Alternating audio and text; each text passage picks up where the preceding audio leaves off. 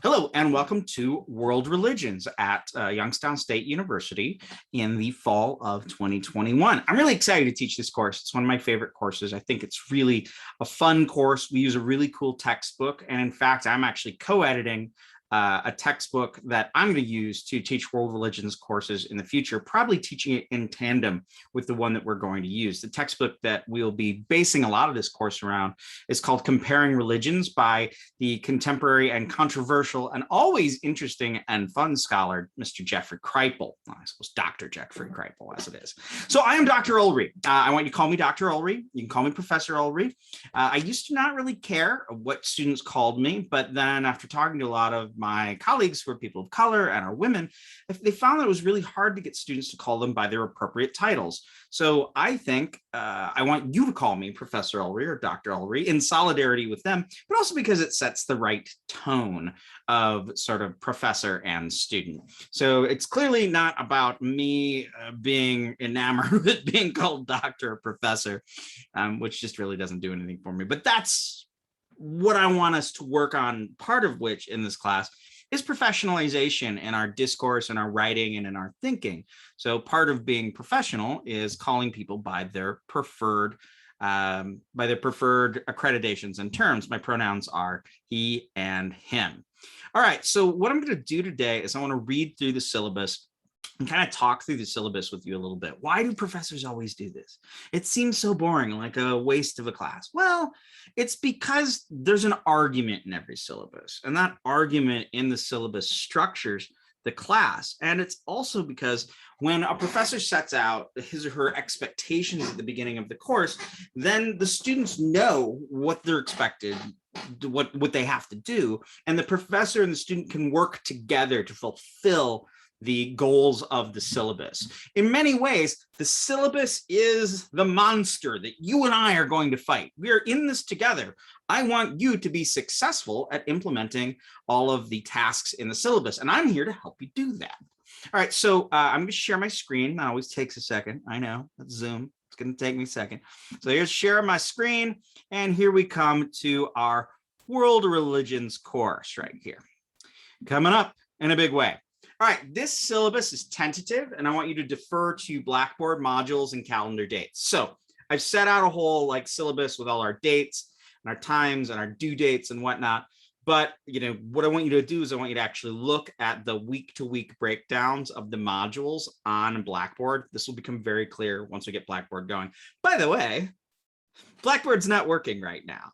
So if I get a phone call while I'm recording this lecture, I will have to hit pause and try to get Blackboard to work. Evidently, it's not a problem on my end after I spent an hour on the phone with them today trying to get Blackboard to work. I'm pretty good with Blackboard. Unfortunately, sometimes Blackboard messes up on their end, and then we are all at the mercies and the whims of the fates of these terrible gods of Blackboardness. So hopefully we'll get Blackboard all figured out. And if you're watching this video, it means at some point we did get it figured out. But I promise, I've done this a lot. I've taught online a bunch of times at YSU. So we will not have any major technological problems coming from mine or your end. But I can't promise the same coming from Blackboard's end. So our class is REL 2601, Introduction to World Religions. Who? Dr. Ulrey, that's who I am. The class is going to be online. It will be asynchronous, and those asynchronous lessons will go live every Monday and Wednesday. I suggest, in fact, I try to get these all out on Sunday night. So you'll have the Monday and Wednesday lecture, the day 1 and day 2, just there. I suggest that you just do the readings over the weekends, and then on Monday, watch the lecture, do the assignments. On Wednesday, watch the lecture, do the assignments. Make it like it's a real class. You'll have the videos available to you, usually way ahead of those Monday and Wednesdays. So I just do find that students do better if they set up a routine for themselves. All right, FYI, I live in Denver. I'm on Mountain Time, so I'm not in Ohio. I'm 2 years behind you. So if it's 4 o'clock there, it's 2 o'clock here. And that will affect some of your email communications with me in general. We will have, I like to think you should do Monday and Wednesday should be your day that you watch the lectures. You'll have due dates on Friday and Sunday, both of those at 2 p.m. Now, right off the bat, you're like, "Whoa, what's 2 p.m.?" Well, it's because 2 p.m. is 12 p.m. my time, and that's when I do grading. Now, some students would say, well, why don't you give us more time? Why don't you give us Friday night at 11:59? Like, that doesn't work because I grade on Friday, and I'm not going to do Sunday at 11:59 either. If you really don't like the 2 p.m. time, I would be more than happy to change your due dates to Thursday at 11:59 and Saturday at 11:59, but I think you don't want that. So why do I make that statement? Because I will invariably get several emails from students asking me to change the times to Friday and Sunday nights, in which I'll say, I can change them to Thursday and Saturday, but that is the latest I can have those assignments due and get my grading done in a timely way. So I give you that kind of an odd time, it seems to you, so you can have that extra 14 hours. I want you to have as much time as possible to get the assignments done. My name is Aaron Michael Ulrey. My email address is amulrey@ysu.edu, and that is how you should communicate with me. I'm teaching remotely. I don't really have office hours because it's an asynchronous online course, but if you need to communicate with me, email me. We can set up a phone conversation if you'd like. We can set up a Zoom conversation if you'd like. I'm here for you. And my schedule is open and it's here, and I want you to do well, and I want to be able to support you in any way. Please use my YSU email listed above. I check email for a 1-hour period daily. Compose your emails in formal English and strive toward professionalism in all correspondence with me and other students. An undergraduate degree is an exercise in professionalization. What do I mean by this? I want you to write as formal and clearly to me as possible in everything you do, because we're working on writing and expressing ourselves clearly, which is the most essential task you'll find in whatever profession you have. You'll find that writing with power and writing with concision is essential. As one colleague of mine says, you might think that writing a good paper with a topic and a thesis and a clear set of arguments isn't important until you have to write to a principal to make sure that that principal gets your kid into the appropriate school of choice, or your kid needs an IEP, an individual education plan, and it needs to be performed. You will find that writing formally is the way to request a raise, to request an advancement in your job. Writing with clarity, concision, and power will serve you well in everything we do. I aim to respond to all emails within 24 hours. It'll be a rare case, unless something's coming up in my life or I'm out of town, that I won't be able to get to you in 24 hours. And I'll try to let you know. If I head up to the mountains, because I live in Colorado, and I'm out of email range, I'll let you know in advance. All right, so the university policies that include the COVID statements can be found at this link here. I used to have all this on the syllabus, but I think it's easier to just straight link to it. So these types of policies, including COVID stuff, accessibility, non-discrimination, academic integrity, can be found on the webpage. And while you might discuss these policies in a lot of your classes, or you've discussed them in the past, they change, and it's up to students to understand university policies and which of those policies apply to them. So let's get into the course description. What are we doing in here? What is world religion? Well, we've got some problems to start off with. First off, what is religion with a big R? What are religions and the plural with a little r? And I'm going to go through a bunch of the questions here that sort of guide my understanding. Sorry, I have to check my phone. Nope, they still are not writing to me. Those Blackboard people, they'll get it figured out anyway. So these are some of the key questions that guide my understanding when I think about religion and religions, and when I think about world religions. And these are some questions that will come up throughout the course. And I think they're a little exciting, really. I like to think of this course as being sort of inherently interesting. We're going to talk about interesting things, some strange things, some wacky things. But the thing that really makes this course effective and useful are the assignments that I do for you, and that you perform for me, that I've designed for you. So what we're going to really do is we're going to think through these religious themes, and then we are going to explore what we think about them and try to understand the varied and vociferous worldviews of all the people that we are going to study. And all in all, we will not be studying books or doctrines or scriptures, but we are going to discuss the lived religious lives and religious practices of people in the world. So what is religion with a big R, and what are religions with a little r? And we're going to get into that in like the second day of class. Which are the main religions, and what does it mean to be a main or major or great religion? Is religion something you think, or is it something that you do? And what does it mean to believe something anyway? If you are doing Buddhist religion, is it the same as doing Jewish religion? Notice I'm saying doing, not believing. Are prayer and meditation the same? What is the difference between a mantra, like a Hindu statement like Om Namah Shivaya or Om Bhur Bhuvasvat Tatsavitovarihinyam Bhargo Devasthidimhi Dhyo Yo Na Prachodayat? These famous, mantras in Hinduism. Are those different, or are they the same as a hymn in a church, as Amazing Grace, how sweet the song that saved a wretch like me? So do people really think of the symbol Om, as in Hinduism, that which is a syllable, to be like a crucifix? Are they similar or different? How can we compare these things? Are miracles and revelations limited to the past when God was somehow closer to man, or do they continue? Does time only do miracles only happen in those Bible times, or are there still miracles? I would venture to say yes. Okay, what is a holy man? And how does charisma shape religious innovations? How does a charismatic person create new religious stuff? What is a cult? We're going to do a whole day on cults that students really dig. And is a cult different from a traditional religion? Can mystical experiences be reduced to altered states of consciousness? And if so, what are the role of entheogens and psychedelics? So we're going to talk about what people call drugs, but we're going to look at how altered states of consciousness, and how even altered states of consciousness that are caused by consuming herbs and other substances may be important to religious thought, may not be just the addled actions of drug addicts, if you will. Can other beings inhabit a human body? Other beings? What do I mean by that? Ghosts? Gods? Witches? All sorts of things. Aliens? Hard to say. Can possession be good? I will argue there are two types of possession, malevolent and benevolent, bad and good, and we'll talk about that a bit more. Can beings from the stars contact human beings? And how might they compare to sky beings in the past? When someone gets abducted by an alien and they report on it, how is that different from a mystic who ascends into the throne of heaven, or the contact in various African religions with sort of sky beings or sky gods? What is the difference between an alien and a god or an angel? What do you do with a dead human body? I mean, what do we do with them? You bury them? You burn them? The Tibetans like to have sky burials for certain sort of prestigious people, in which they cut the bodies up and they feed them to vultures. What are you going to do with that? Can we locate active religious writing outside scripture, i.e. in movies, comic books, or online media? Are our Marvel comics and our Marvel movies just a contemporary mythology? I would argue they are. Are religious folk looking to make sense of their world, or are they looking to dominate their world?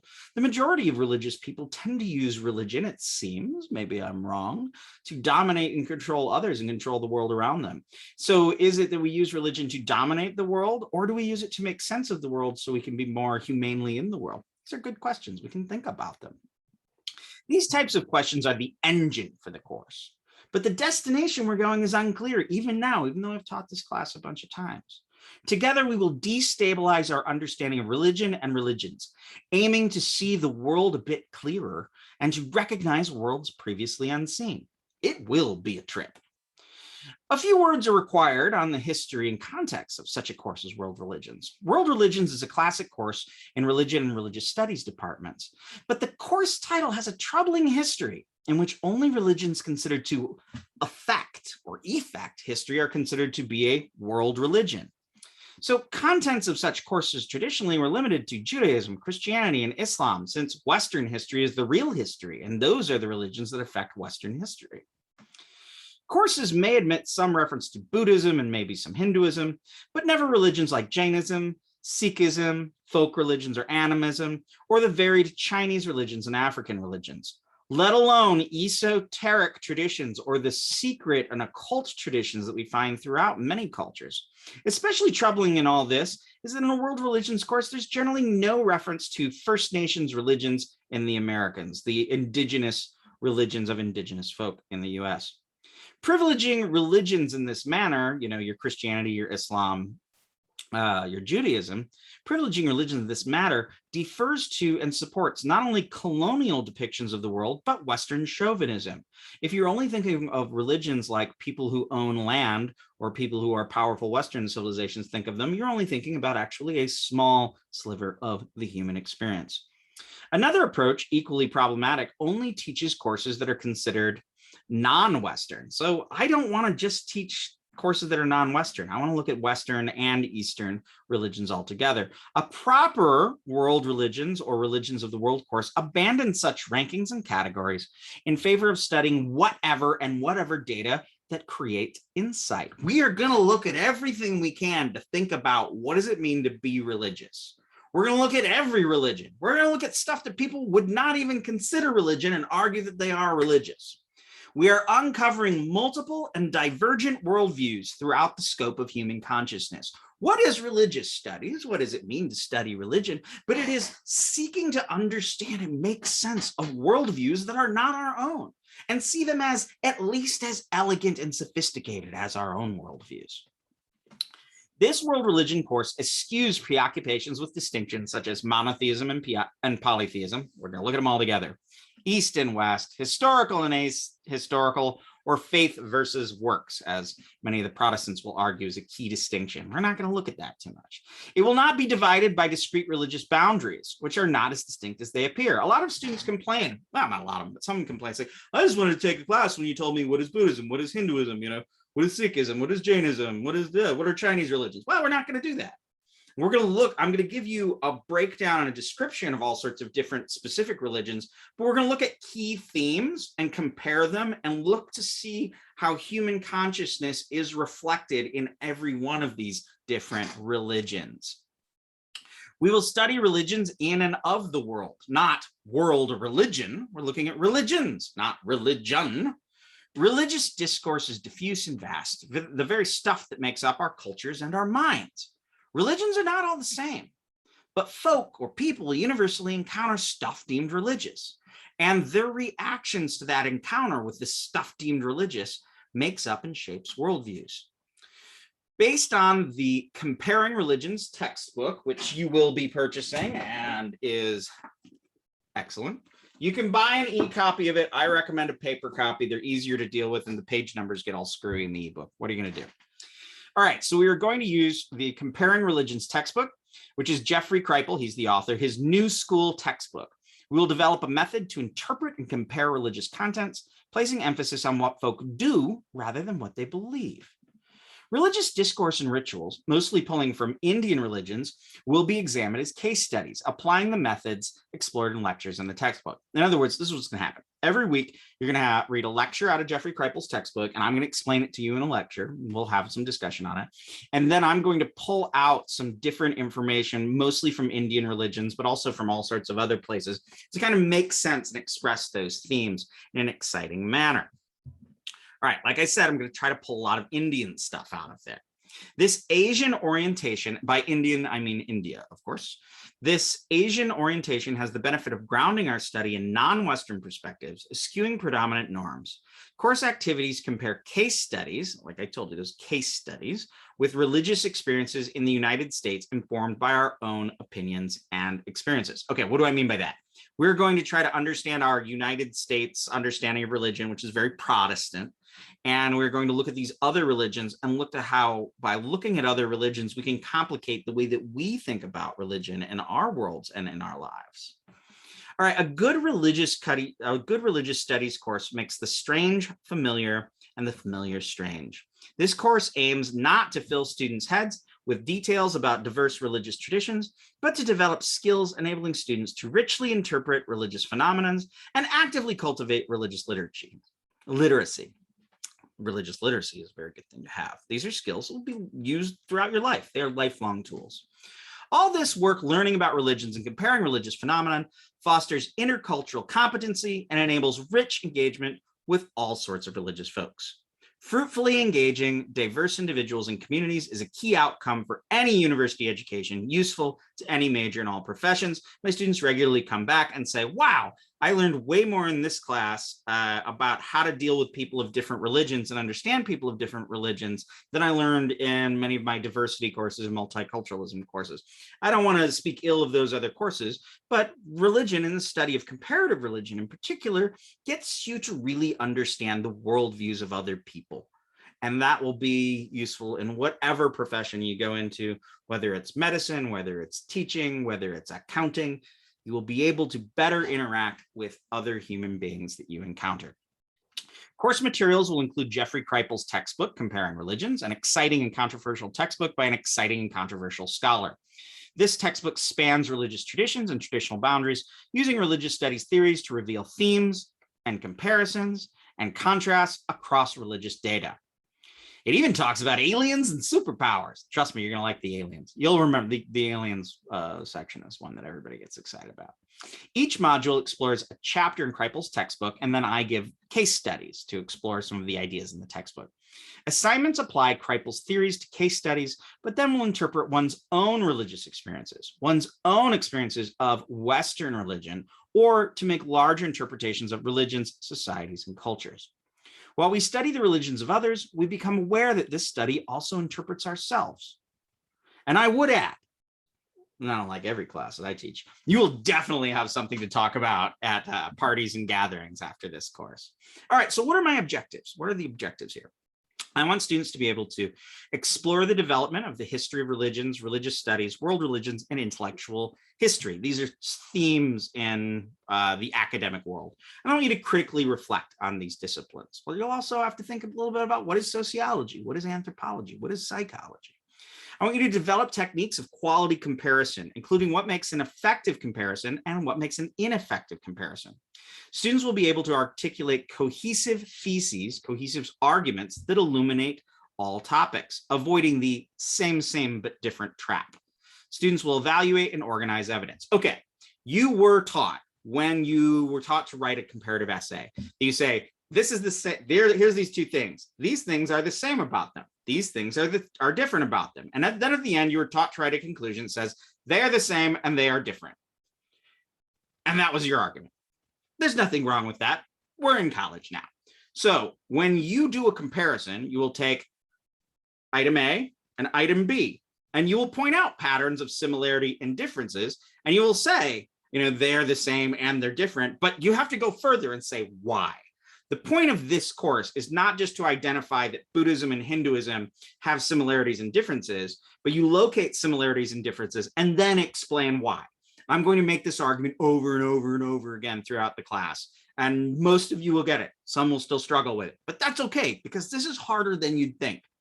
So when you are doing any comparison in this course, think, okay, I have established patterns of similarities and differences, but what is the reason for those similarities and difference? Is it because of the structures are different? Is it because of their historical context, their geographic context? We're always going to be looking for a why there is a pattern for similarity and difference. Okay, you're also going to identify unexpected religions and aspects of religions, especially the religions of India. All the while, students will interrogate divisions of East and West, noting common themes and divergences. World religions courses historically ignore Asian religions outside some particular forms of Buddhism. But we're going to look at all the Asian religions. We're going to look at all the Western religions. I wish we could find a way to look at all the religions in the world, but there are thousands and thousands of religions, not 5 or 6 of them. So we could never look at all of them in one course, or even one lifetime for that matter. I want you to identify non-traditional realms of religious experiences and discourse. I want you to look at media. I want you to look at comic books. I want you to look at arts. I want you to look at the paranormal, the esoteric and the occult, the ufological traditions of alien sites and alien abductions, civil religion, the religion of our civil society, such as how is the 4th of July not unlike Christmas? And how is Christmas not all that Christian? I want you to look at the vernacular, or what is the difference between the religion that's in a scripture and the religion in the way people actually talk about it or practice it in their daily lives. I want you to articulate, students will be able to articulate theoretical themes such as polytheism, religion on the ground, literary versus vernacular, pragmatic ritual technologies, or magic. Oh, by the way, my expertise is in magic. I'm a scholar of mostly Hinduism and Jainism, but I study black magic in all of these religious traditions, and we'll have a whole day where I'll talk to you about my research on black magic and why it's appropriate to call it black magic. You'll see why. The effects of colonialism. What is colonialism? Well, in 1600, the British East India Company formed, and they began a steady economic and business trip to kind of take over India. And then in 1857, there was a result, and the East India Company, the first multinational corporation, was taken over by the British Crown. And in that way, the British took over India. Now, in the colonial era, we had lots of European countries that took over other places, not unlike the United States was called the colonies, but you also have the Dutch in South Africa, or the Portuguese in Brazil. And during that time, we have the colonial experience of one country ruling another as a colony. And we've come out of that now after World War II, but we're still dealing with the hangover of colonialism. Okay, we're also going to look at religion and modernity, what it means to be religious in modern times, and so forth. We're going to especially explore living religions depicted in practices, texts, sites, and media artifacts, not just scriptures. We're going to gain a broad appreciation about how religions interact in and with history. I want you to write in multiple genres about religions, expanding critical writing skills in conjunction with effective research. Identify the religious underpinning of contemporary cultures and worldviews in the United States. So not just the religions of elsewhere, but let's look at what we think of here as United States folks. We'll also explore diversity, multiculturalism, and intersectionality in the context of varied religions and religion, recognizing multiple worldviews with toward effective communication in life and in the workplace. I'm hoping that you can take from this course the ability to have better and richer interactions with all sorts of religious people in your life and in your work. Our course materials, as I said, will be Jeffrey Kripal's Comparing Religions. And then I also have a small book I've assigned to you. It's a grammar book that is really useful, and we will talk about it throughout. And I will give you feedback on your papers, and I'll specifically point you to pages of Strunk and White's Elements of Style. Who is E.B. White? He was the guy that wrote Charlotte's Web, in fact. Okay, other materials will be provided by the professor on Blackboard. These materials may change throughout the course. Students are required to maintain reliable internet and a working computer device. A laptop or a desktop is preferable because your phone and your tablets will not be reliable for all the course tasks. You can use the Blackboard app on your phone and your tablets, and that makes it better, but it's still glitchy and has a lot of problems. So you really do need to have a computer. Should a movie or documentary be assigned that is not on YouTube, then students are responsible for acquiring access via streaming services. I will have you be watching a movie on Netflix, so you'll need to score a Netflix access or just watch Netflix on somebody's computer. It's fine. Yes, so those are our course materials. I'll provide to you all sorts of PDFs of stuff I've scanned, magazine articles, academic stuff, and whatnot, and those will all be available in the different modules. It'll all become clear when we get Blackboard working right. All right, assignments. Online courses require more student activities than in-person courses. This is a trade-off for class at your own pace, on your own terms, and your preferred location. A good way to think of this is online courses are more convenient, but they are not easier. They are, in fact, more work. Online courses are more convenient, as I wrote, but they are more work. Each lesson that you'll have here, each module will have readings, multimedia introductory materials, intro videos, lectures, a discussion forum, and some sort of a written assignment. You'll be asked to perform, you will also, in addition to these discussion forums and short writing assignments, you'll be asked to perform a weekly assessment of the course and your performance of the course that week. I call these exit tickets. All of this I'm telling you now will make perfect sense once we're doing it. In addition, you will have a midterm and a final paper. I'm not planning a midterm or a final exam, so you're just gonna have all written work. It's all gonna be about doing the work. If you do the work, you will get a good grade. This is not a hard class. I'm gonna have some difficult content, but as long as you really make a good effort to do all of the assignments, you will do fine. And with all of these assignments, you will get a good grade if you do it and you follow the directions and you engage in it. I had a student recently who got an A in my class, and I disagreed with absolutely everything that this student said. And I kept writing to him and be like, if you're going to make this argument, you need to make this argument. And then when I crunched the numbers, despite me disagreeing with everything he said and him not taking any of my directions and feedback, when I scored it out, he still got an A. So if you do the work, you will do well. You gotta do well. or if just do the work. Though we will be writing online, and this is important, students should approach all of these assignments and communication with the professor and other students as if these were papers submitted in class, like they were handing in a paper to me physically. Use standard grammar, spelling, and punctuation. Do not use acronyms or internet text speech. Write out all your words. All written work should be revised at least once, i.e. read over and edit it before you hit the submit button. Cut and paste should only be used for direct quotes, which must be cited. So I would just say, don't use cut and paste. Students always, when I find students plagiarizing, it's usually because they've cut it and pasted and forgot to put quotes around it and forgot to cite it. If you don't put the quotes around it and you don't cite it, it's plagiarism. Sorry, don't cut and paste. Cutting and pasting messes with students. Okay, students are expected to read every word that are assigned by the professor, but it's rarely possible in practice. I suggest students read with a purpose. That means to pre-read by skimming each text, then only read the most relevant materials to the topic. So don't try to read everything. Read in detail and take notes on the sections you realize are important, especially when those course materials appear relevant for your paper projects. Optional and recommended reading assignments are truly optional. They're good for you. If I say something's optional or recommended, you don't have to read it. Reading groups. This is a key point. So what I do think you should do, in addition to deciding that you're going to just do class stuff on Tuesday and Thursday or Monday or Wednesday or Tuesday and Friday, whatever you got to do it. I suggest that you, when every module comes up, look at the assignments before you even do the reading. Look at the group writing assignment and look at the short writing assignment and have that in your head. So as you're reading, you can find the passages or sections that you're going to use to fulfill the writing assignments. Supporting multimedia videos and news articles that I post in the modules are meant to support the lecture, warming the students up for lecture topics. Whenever possible, videos will show rituals and practices, portray religious sites, or support discussion or short assignments. Sometimes you might not have time to watch all the introductory materials. I get that. In that case, be sure to read over the discussion prompt and the assignments to see if any particular video is required, because if it's required to do an assignment, then you need to watch it. Otherwise, I'm not holding you to the fire. I think the introductory videos are usually quite useful, but I'll only occasionally really make them required for an assignment. In those cases, you don't have to watch everything.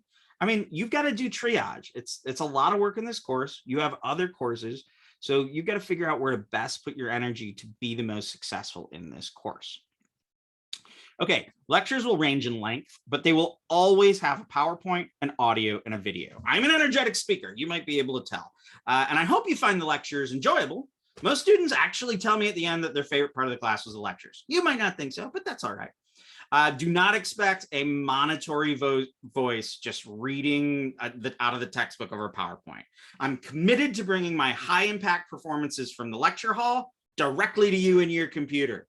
I will always make sure you have a PDF of the PowerPoint before you watch the lecture. I don't know why students like these. Maybe they take notes on them. Maybe it's useful to them.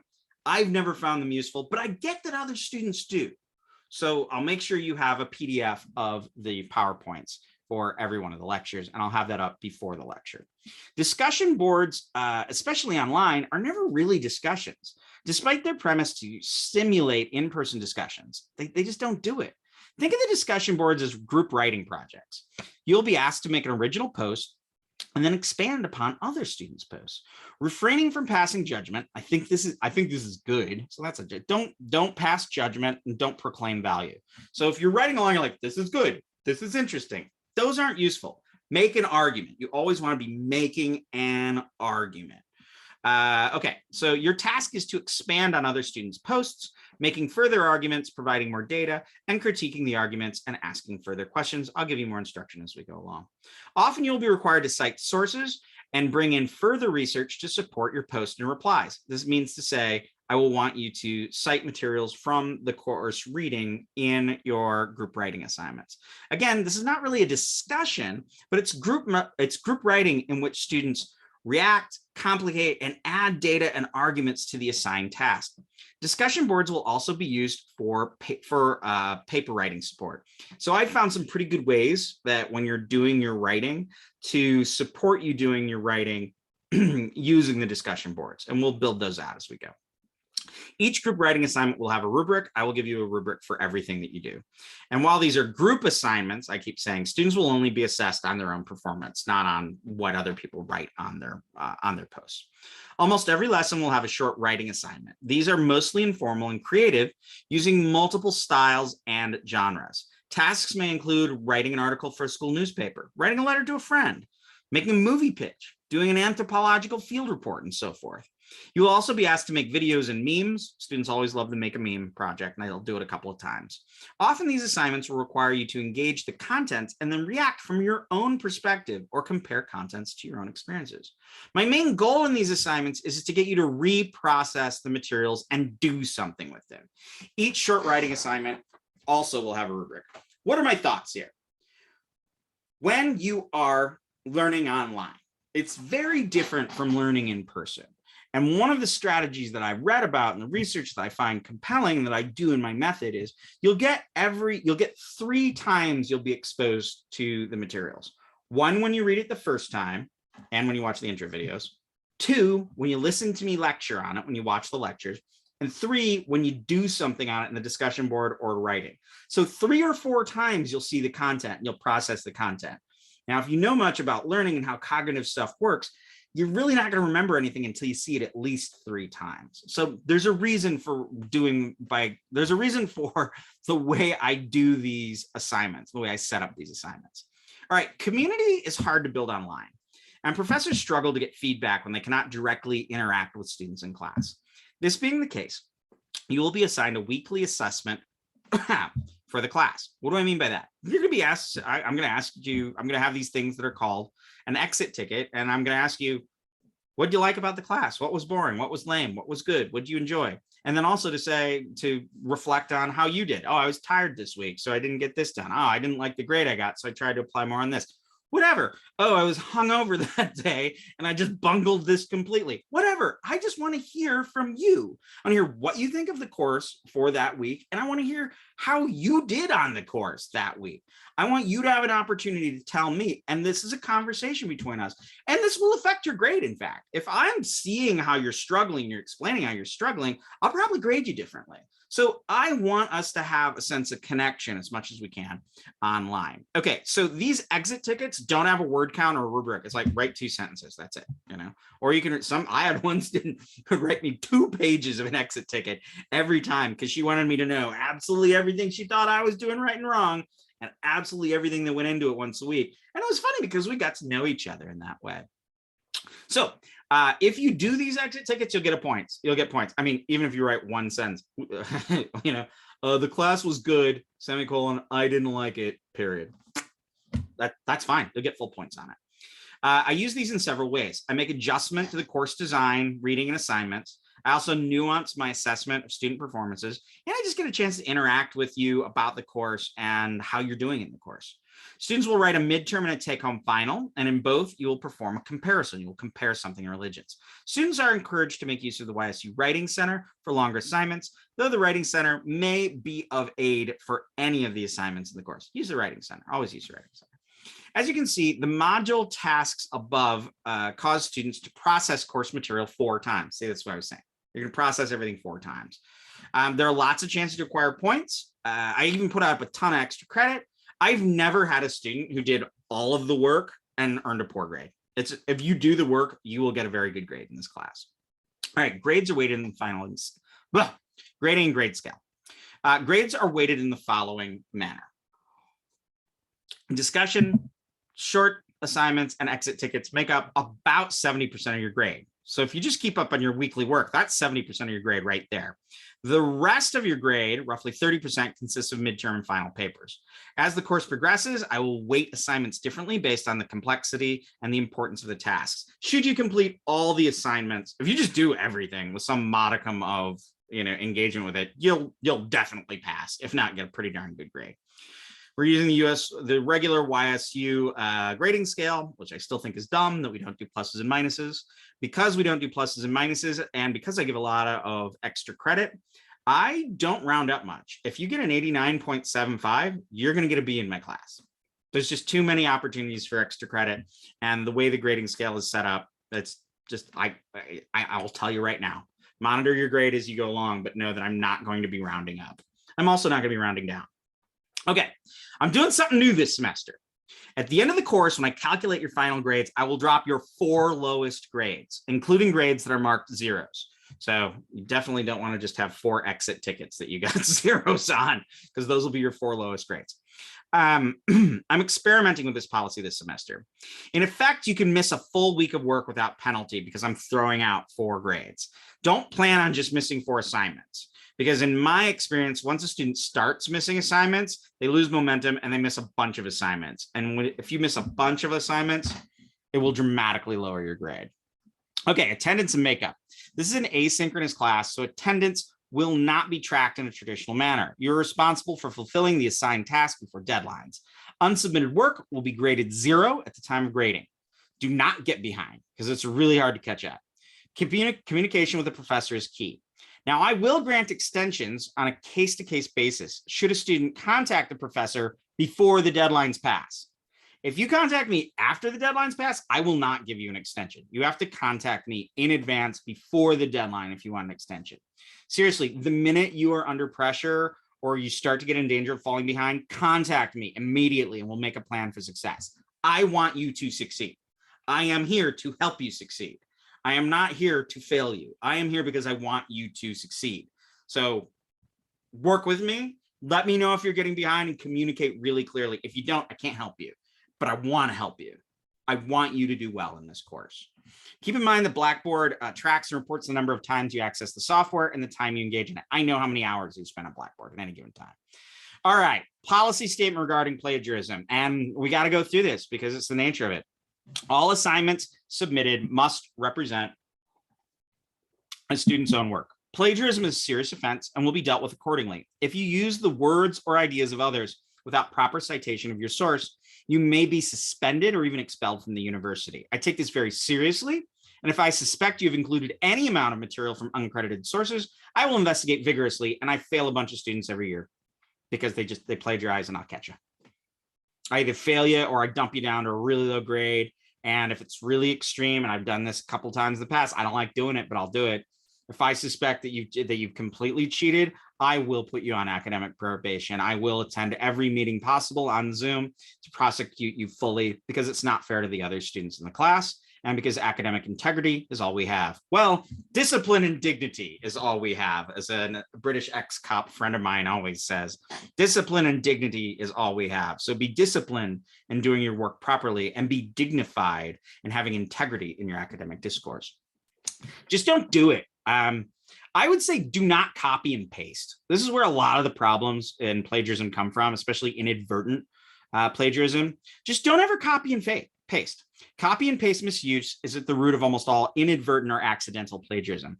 Do not mine internet sources for material to bulk up your assignments. All of the material you will need to write your assignments will be found in the course reading.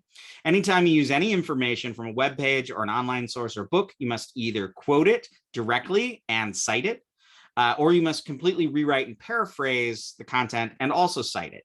Any instance of plagiarism can amount to dramatic repercussions. Also know that I always prefer evidence and quotes from course materials rather than outside sources. So just pull from the reading. You don't need to do the extra work. Just do the reading, get all your information from there, unless I ask you to specifically do outside research. All right, I will also be enabling anti-plagiarism software on all of your assignments, which will check your work against other YSU students, student paper databases worldwide, and across public sites across the internet. And if I catch you with one of those, I will bust you, because those are just obvious. Should the software flag student writing as being plagiarized, I will initiate an investigation. Now, here at this link is a quality mag library resource you should take a look at for avoiding plagiarism. And they also have a plagiarism checker on the library website. All right, note, if you are a student with a documented disability and would like to discuss special academic accommodations, contact me during office hours, which I don't really have. Just contact me and talk to me about it at the beginning of the course. I'm dyslexic, so I really kind of understand a lot of the problems of dyslexia and ADHD and dysgraphia and whatnot. I get that. but you need to talk to me about it and we'll work something out. I've actually done a lot of placements and work in special ed, so I'm very comfortable working with IEPs and making specific accommodations for students. I will get you there. I am on your side. If you are an ESL student, English as a second language, please discuss this with me. If you don't self-advocate, I can't help you, especially since I never see you in person. I take these accommodations very seriously, and I will do my best to help you. I'm always going to do my best to help you. I promise that. Understand that I understand the hardship of you ESL folk of writing in a foreign language, since my own work involves learning numerous archaic Asian languages. If I had to write these essays in Hindi or Tibetan, that would be hard. So I applaud you ESL students taking this course. I will help you do as best I can. All right, I want to quick go through the week-to-week breakdown of modules and readings. And I'm not going to go through these in detail. I just want to talk about the topics real briefly. All right, so one of the things I do want to make a note of is that I want you to look at the modules. A lot of stuff will differ from the syllabus because I'll change things as I go. So look at the modules as they come up on Blackboard, and that's pretty much what you can go by. I will also have questions that are listed in every for every module, for every bit of reading. I'll give you about, everything from 5 to 15 questions to kind of help you do your reading. Those aren't an assignment. Those are just to guide your thinking. You don't need to type up answers to those and email them to me. The only assignments that you will have to do, trust me, the only assignments you'll have to do are labeled assignment or group writing discussion forum on the modules. All right, we're going to start out by talking about what is religious studies, what does it mean to compare religions, and what's the contrast between, say, anthropology and theology. We are doing an anthropology of religion, if anything. We are not doing a theology of religion. Also, this course isn't really about what you think. It isn't about you figuring out what you believe and understanding what you believe more. It's about understanding what other people think. It's about understanding multiple worldviews. Next, the next module, you'll notice these modules mostly have 2 days. We're going to look at methods, comparison, and lived religions. So here, never mind. And this is we're going to have Labor Day weekend here. So I've got a little note on there about it. So there we're going to talk about different types of comparative practices in world religions. Here, in fact, we're going to say, well, how do people compare religious ideas within their religious tradition? And what are the multiple religious thoughts within any given religious tradition? We're also going to talk about Jainism there. All right, then we're going to talk about the field of religious studies and the categories of religion. So we're going to look at how we formed religious studies and how we formed courses called world religions. Next, we're going to talk about culture. We're going to talk about what is the nature of culture and how does culture affect religion. And we're going to talk about magic and magic rituals. You're going to be looking at a section of my PhD dissertation, which I'm working on turning into a book right now, that is a list of all sorts of really crazy black magic rituals. It'll be fun. Then we're going to talk about myth and ritual. What do we do with stories? Myths don't mean something false. A myth is a story that helps us make sense of the world. And how do we relate those to the rituals we do? Think about, for instance, the myth of the Last Supper, a story that tells us about the world. And how does that relate to the ritual practice of communion? And there we're going to look at some very old Indian rituals. They're pretty darn cool. Next, we're going to get into some wacky stuff by Module 6. We're getting into the weird stuff. It's going to get cool. We're going to look at entheogens. So those would be drugs and psychedelics that cause altered states of consciousness. We're going to talk about how altered states of consciousness, not just intoxication due to taking a substance, but say through meditation, through drumming, through guided visionary experiences, how those shape religion. And we're going to look at possession. This is a longer session. You'll see we have 3 days on this. We're going to do 2 days, one on malicious possession, and that is the type of possession where a demon or a ghost or a being takes over a body and they need to be exorcised. Then we're going to talk about benevolent possession, or people going into trances so they can speak as or for gods. Next, we're into Module 7. We're going to talk about the body. We're going to also here talk about Tantra and yoga. So we're going to talk about the study of the body in religion. Then we're going to talk about Tantra, which is an Indian medieval tradition found in Jainism, Hinduism, and Buddhism that is a heavily ritualized system. And those rituals are used to transform the self and the soul. However, we're also going to look at this notion of tantric sex and what is tantric sex. Then we're going to talk about yoga and tantric bodies. And we're going to talk about what people are thinking about and what they believe when they are doing yoga. All right, and we're going to have our midterm. That'll be a relatively longer piece of writing, probably like 4 or 5 pages for you. Next, we're going to get into charisma, gurus, and cults. Students love this section. We're going to talk about what does it mean to be a religious leader. And then we're going to talk about some different gurus in the Hindu tradition. And ultimately, we are also going to talk in here about cults or high control new religious movements with charismatic leaders. And I'll go through that definition a little more clearly with you then. Next, aliens and human potential and magic powers. Another 3 classes. We're going to talk about miracles, magic, and aliens, and it'll be great. And then we're going to talk about aliens and alien encounters. We're going to look at some prominent cases of alien abduction. And finally, we're going to talk about yoga powers and mental magic. And we're going to actually read by a guy named Dean Radin, who has written a book about psychic powers and how he can scientifically, statistically prove that we have psychic mental powers as human beings. Then we're going to move into death and the afterlife. We're going to talk about what is the nature of the soul. And then we're going to look at some really cool Tibetan materials about conscious death and what happens in the process of death and how to connect one's current life to one's next life. Finally, we're going to talk about Module 11, politics and plurality. Here, we're going to talk about how our political lives and our religious lives come together. And we're going to look at a case study on Hindu nationalism. And we're going to look at a very specific case in which Hindu nationalist fundamentalists tore down a mosque in the 1990s and how the effects of tearing down that mosque affects the political climate to this day. Finally, we are moving forward into interpreting religion and religious tolerance. So in here, the first week, we're really talking about religious intolerance.